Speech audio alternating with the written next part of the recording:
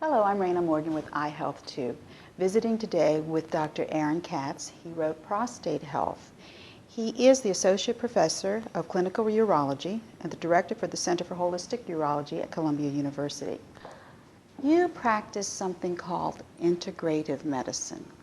Could you expound on the difference between integrative medicine and mainstream medicine? Sure. I think that as most urologists in this country who went through medical school education and a residency program, there was little emphasis on the role of nutrition and diet in the management of many of these cancers. And specifically, we'll focus today on prostate health and prostate cancer. And what we're finding now in the literature, it's so clear how diet and prostate health are related, as it is related to many of the cancers that we see today, likely including colorectal and breast cancer as well. And so I think that it's important, rather than focusing on the specific target only, like just focusing only on the prostate, that we look at the individual as a whole and integrate into that patient's diet some of the evidence-based medicine supplements that we can and dietary modifications to help that patient potentially prevent cancer, as well as potentially prevent a recurrence of cancer if that patient has already had cancer and has been treated and they'd like to prevent it from recurring.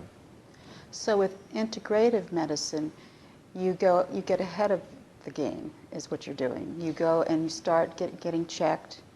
You treat the whole person.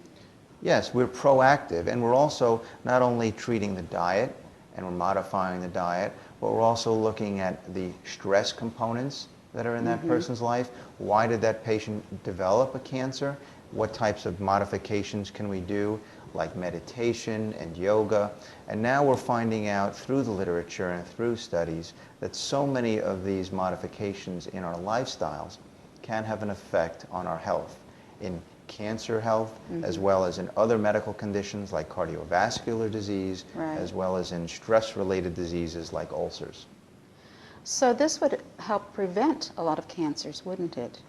Yes, that is our hope, to try and influence the body and reducing the stress load, incorporating some of the best dietary and nutritional things that we can to prevent cancers from developing.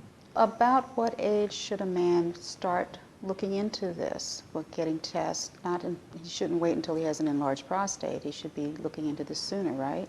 Oh, absolutely. And this brings up a very important point as to who are the men that are at risk. And all men, I think, over the age of 40 are at risk for developing prostate cancer. But we know that there are risk groups. African American men have a very high risk of developing prostate cancer.